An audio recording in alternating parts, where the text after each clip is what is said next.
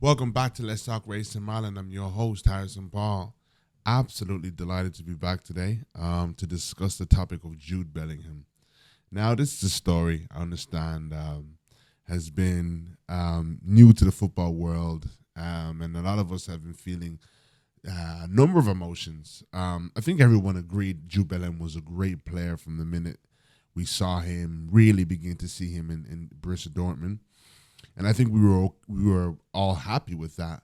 I think then later, as time went on, obviously he began to get the praise that he earned. And I think that started to put a bad taste in a lot of people's mouths. Maybe people felt like it was too much. People felt like it was whatever. But now we're at a place where the young lad has scored an absolute screamer to keep England in the Euros, and this is my take on that. You know, I can go on already. I've made it my, I gave a few statements based on like how, and I do this all tournaments when England are playing. It's just fascinating to me how, one moment we were slaves of the English, next moment we are, contributing to, them, their joy, really, staying in a World Cup or Euros, and that's a huge thing, considering the fact there are still a lot of people who will celebrate those goals, like the one Jude scored last night, but in the same breath, be advocating for someone like Jude's mother to be deported. I definitely think this is a very, very real view and perspective on Europe. You can be undermined or seen as a second-class citizen, but yet your goal that you scored, the contribution that you make, whether it be the NHS, is taken with great, with open arms, but still that doesn't put you in a space that you belong and deserve to be in whether it be Irish or English society. So it's the paradox of, do we just keep doing our thing or do we do our thing somewhere else? It's a paradox, but we won't get in that today. We're just going to talk about Jude. And of course, I thought today would be a podcast about, whether or not they gave the credit to Harry Kane, considering how Harry Kane grabbed the second goal in that match last night, which really was, definitive goal. But of course, we know the more important goal was the goal that kept him in it so late in the game. I thought today that would be the conversation, but I also didn't think so, because I said, a little bit too easy. I think British media understood last time on that last game versus Iceland. They really got cut out, that time. So I think they'd be a little bit more discreet. And that's the one thing you got to understand about European racism. They're smart. They're smarter, They like, and I think they get more of a kick out of doing it, covertly. They don't get a kick out of American racism, where you're just overt and wild. Although it depends on the topic, because nowadays it seems like the likes of Nigel Farage get a lot of a joy out of being radical. But no, it's how close can you walk to the line without getting caught. I think that's the swath. They take pride in that, So even, happened recently, Nigel Farage's, party member was caught on a private camera just slurring out real racist slurs. And I'll put that on the screen for you guys to see it. We've gone undercover inside Nigel Farage's Reform UK campaign in Clacton, and we recorded extremely offensive language, including this canvasser saying people seeking asylum should be shot. Get the young recruits there, with guns on the beach, target practice, to shoot them. Racist language was repeatedly used, here directed at the Prime Minister Rishi Sunak. We got in. What's good is he? And homophobia from Farage's inner circle. You see that degenerate flag on the front bonnet? What the old Bill doing promoting that crap? So basically, as you see there, Nigel Farage then goes on to say this. Would you apologise to the Prime Minister for the appalling racist way that one of your campaigners spoke about Rishi Sunak? That was horrible. Do you apologise to the Prime Minister? It was horrible. That's not quite an apology, is it? How much further can I go? Of course it's an apology. It was horrible. I don't know who this bloke is. Somebody I met once years ago. I mean, awful, horrible. Almost as bad as the Labour candidate in Clacton and his slurs on white people. Have you covered that? I'm here to focus No. on... Have you covered the Labour? No. We scrutinise all of the parties and their campaigns. But if you are as appalled by this as you say you are, why are you trying to deflect? Why are you trying to deflect if you are as appalled as you say you are? Have you covered the racism of the Labour Because I would like to ask you also about the members of your inner circle, because they've also made homophobic, racist, xenophobic comments. People who have senior roles in your campaign in Clacton. I would drink white men's tears. I'm standing for black and Asian people, not pretty. And I just think it's really interesting because you can tell on his face that he doesn't care. You can tell that his followers don't care. But it's almost an unspoken language that if you're going to be racist, do it politely. That's a European agreement, you know. And even now, you know, I'm skeptical of the far right, you know, or rather the movement against the far right, because it's always this, you know, they just don't like how it's being done. But the very people I see sometimes who are appalled with the far right are people who really are racist without them knowing. They have very prejudiced perspective majority of the time, and I could really divulge into that. But it's really riddled in society of undermining black people, undermining African people, and even the people who feel as though they are nice Europeans. It's a very flawed niceness, and that takes me back into what we're about to say right now, which is Jude found himself being the hero of the day. And now stay with me because I want to join these two very nicely. So when they were okay with Jude lifting him up, but all of a sudden it became a problem when Jude started to embrace and know who he is at this hour. And that's the point that I want to say. Everything is okay as long as you know your place. So even the people who are nice to black people, I feel like, especially within Europe, it is only within the premises that a black person understands his or her place. I don't think they can accept a black person who breaks the barriers and crosses the lines of what it means to be a black person. And without them knowing, Europe as a nation, as a continent, has communicated to its people where a black person belongs. So without a white person actually understanding this in his conscious mind, in his subconscious mind, something triggers when that black person steps into a new realm, which is bold and confident. And I said this to one girl before, and I thought it was hilarious. I said, you want to know how we're so far here in Ireland or in UK, wherever you call it? If I was to take all the Shaniquas, all the Devontaes right now and dump them here in the middle of Ireland or the middle of Dublin, they wouldn't even be able to handle them. Because those are some real tall and bold black people. They wouldn't even be able to handle them. She was laughing because I was like, we know it's true. We know we had to... We worked hard on suiting ourselves up into this European box, and it's only when you step outside of it. And that was so special for me when I went to North America and I seen these strong, larger-than-life characters up close, and I realized, whoa, these are some black people right here. I was like, this ain't just about no TV. You know what I mean? Like this is really who they are. No wonder they're so contagious, and everybody around the world wants a piece of them. But here Jude is tapping into something which Mbappe has tapped into, and of course this is why Sky Sports have a fetish for I want to say defaming Mbappe. But Jude has his arms wide, and it was all cute at the beginning when he was a young, confident boy.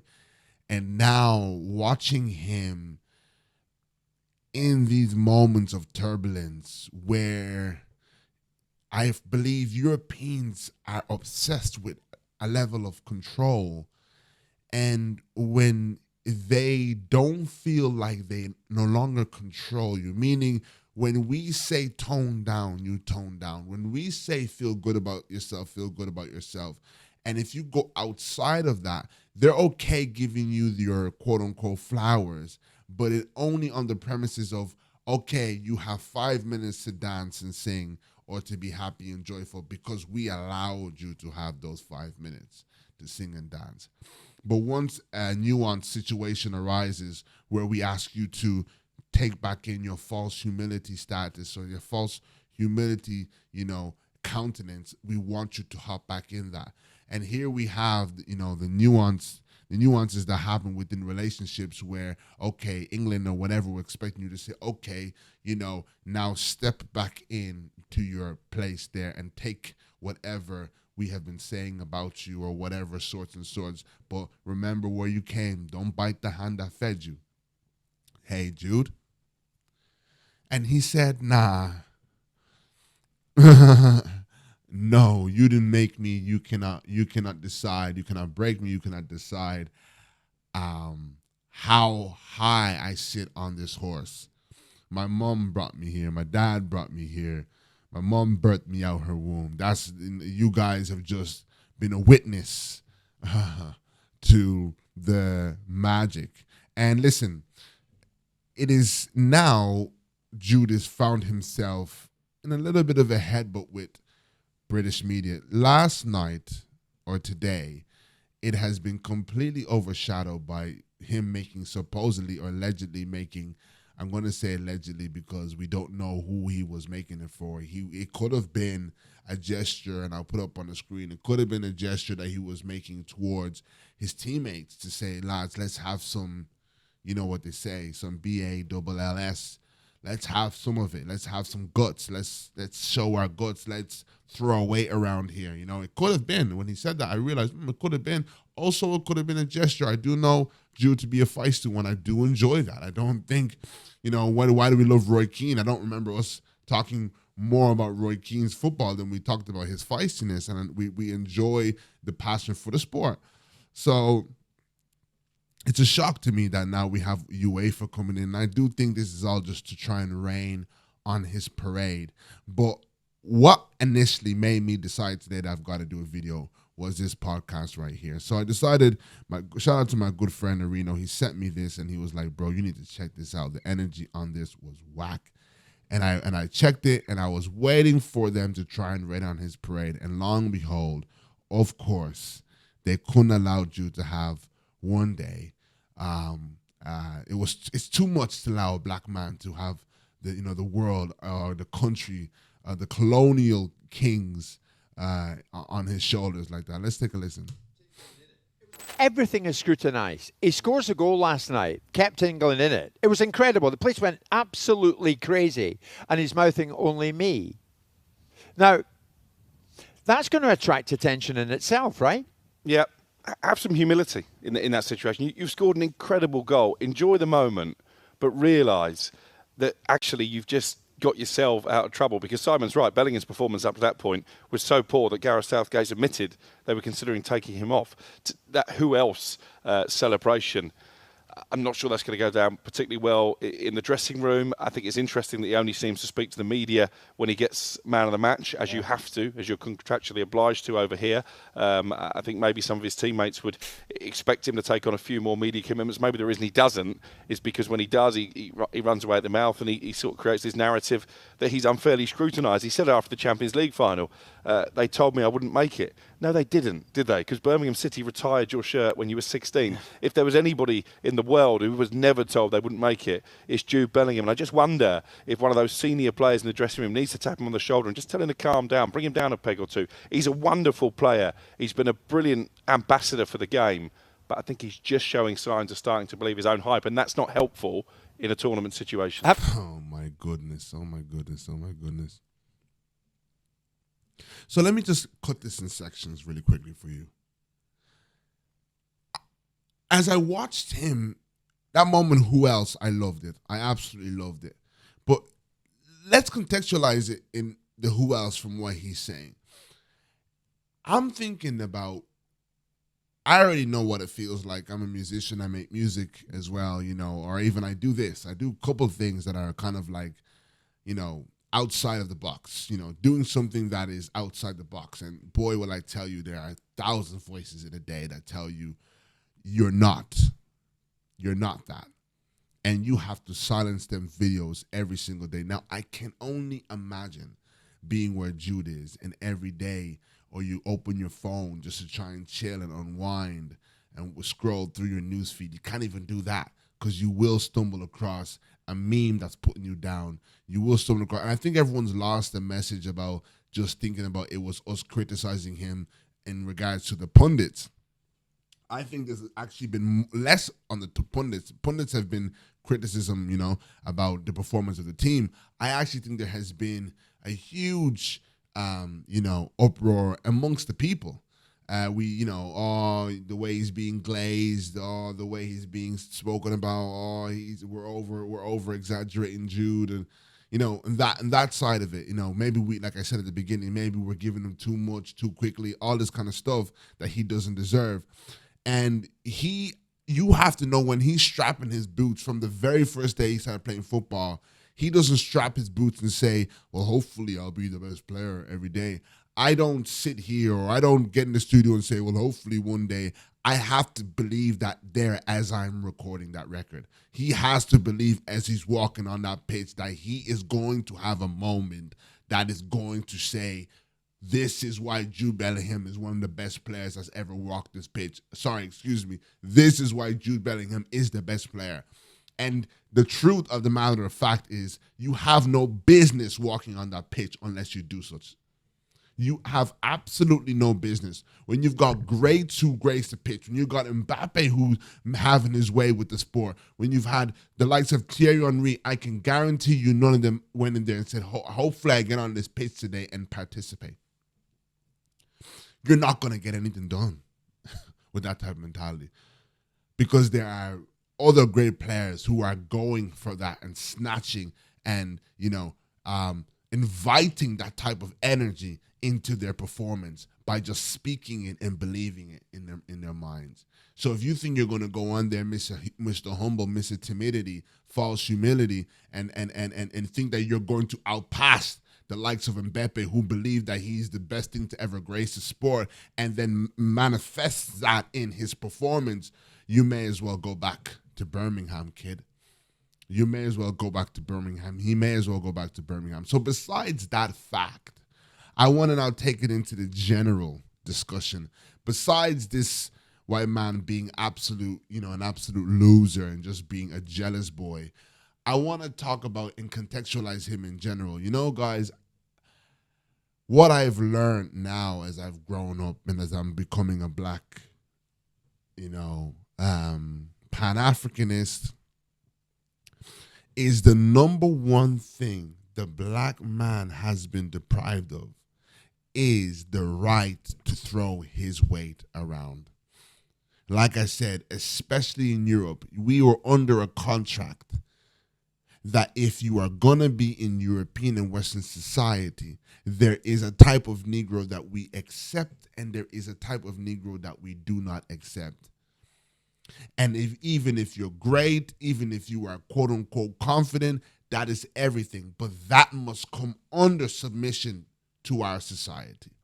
That must never sit and rest above our judgment.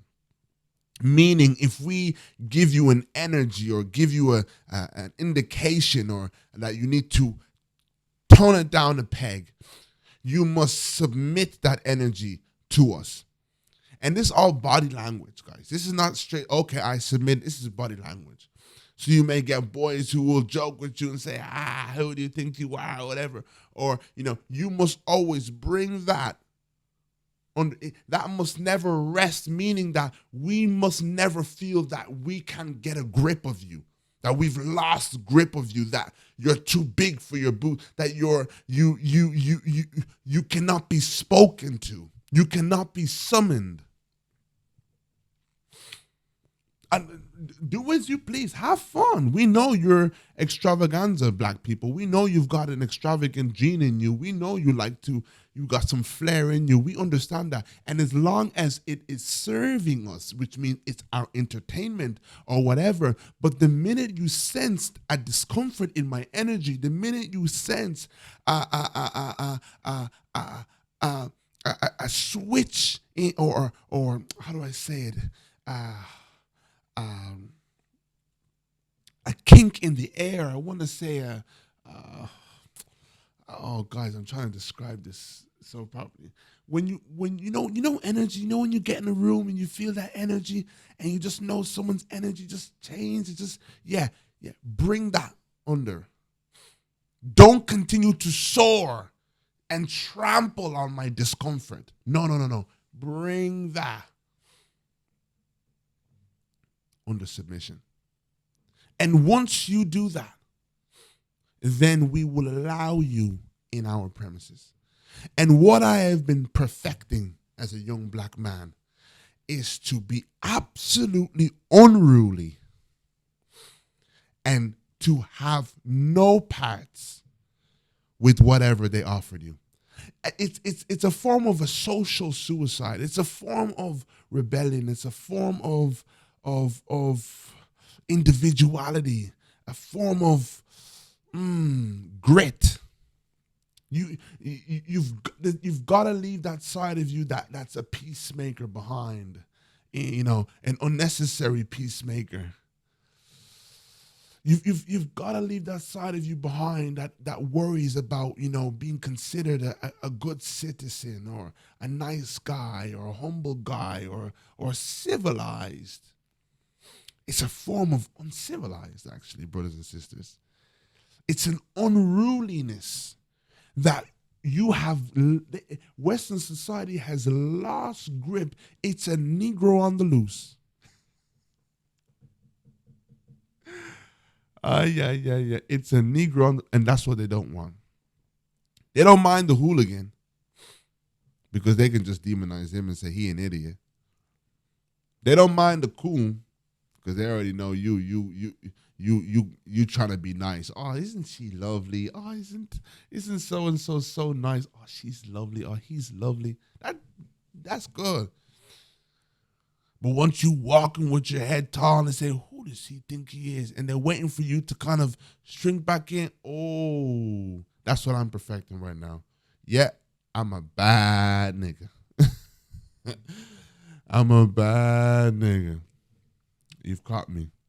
I could care less about being demonized and my name tore down in the midst of white people. Oh, he's lost. We're not behind that anymore because that's a bad nigga. That's a bad Negro. Put me on the bad Negro list. Absolutely. I couldn't care. I couldn't care. Actually, I'd prefer to be on the bad Negro list. Put me there, actually. I feel more comfortable there, actually. Yes, uncivilized, barbaric. Yes, all the stereotypes. Slap them on me. Put them on me.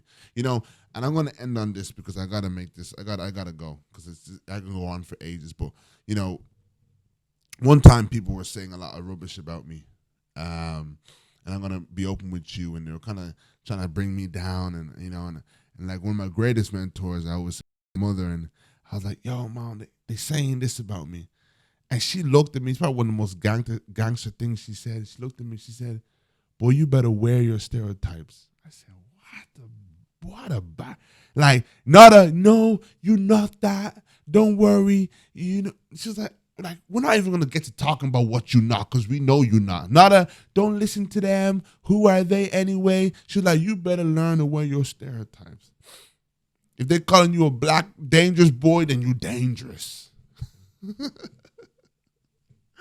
I just thought it was one of the hardest, bro. You gotta wear your stereotypes. Wear it. Put it on. Like Joseph in the colorful coat. Put it on. What now? Yeah, I'm a bad nigga. Yeah, I'm dangerous. Boo, run, hide. Yeah, I'm scary. Yeah, I'm unpredictable. Yeah, you can't hold me. Yeah, you can't control me. Yeah, you can't contain me. Uncontainable. That is the word I think I was looking for. And Jude it's not about Jude being great. It's about Jude becoming uncontainable. It wasn't that we had a problem with Jude being great. It's that we have a problem with Jude seeming as though he's going to be containable. Can't contain him. They don't mind giving you a moment to shine. We don't mind saying, okay, here is your dance for us, nigga. We've given you the stage. No. But within the relationship, just remain containable. And once you know you've made it, brother, is when whatever the tide sways, left or right, you show them within the nuance of that relationship, I am uncontainable. I am uncontainable. I am unpredictable. And I am certainly not yours. I am certainly not yours. Brothers and sisters, thank you so much for watching. Make sure you like, share, and subscribe. Jude, keep lifting those hands. I am definitely behind you now. Because once you don't try to bring down a black brother, you don't got Paul's full support. That's one thing you can be certain of. Once you don't got Harrison Paul's full support. Because I'm a root for a brother who they're trying to tone down or shrink down. Definitely gonna get behind that. So thank you so much for watching. Make sure you like, share, and subscribe. And I'm on a mission for you.